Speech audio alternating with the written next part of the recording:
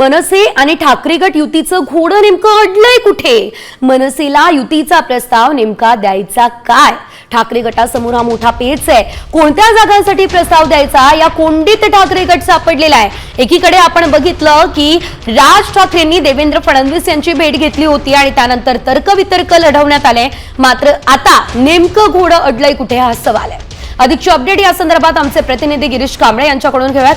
गिरीश, आपण पाहतोय खरं तर ठाकरे गटच विचारांमध्ये अडकलेला आहे आणि प्रस्ताव काय द्यायचा हेच ठरत नाही असं कळतंय. काय नेमकं घडतंय? मागील काही दिवसांपासून राज ठाकरे आणि उद्धव ठाकरे दोन बंधू एकत्र येण्याच्या जोरदार चर्चा होत्या. मात्र मनसेकडून स्पष्ट भूमिका होती की ठाकरेंनी यावेळी प्रस्ताव आहे तो द्यायचा. आम्ही 2 वेळेस प्रस्ताव दिलेला होता, मात्र आम्हाला दगाफटका झाला, त्यामुळे आता फक्त ठाकरे गटाने प्रस्ताव द्यावा.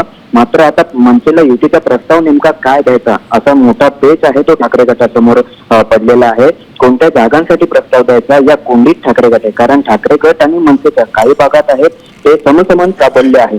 मतदार समान आहेत, मराठी मतदार आहेत. विशेष म्हणजे दादर असेल, वरळी असेल, वडाळ असेल, या भागांमध्ये पाहिलं तर मराठी मतदार सर्वाधिक आहेत आणि त्यांचं ते प्राबल्य दोन्ही पक्षाचं आहे.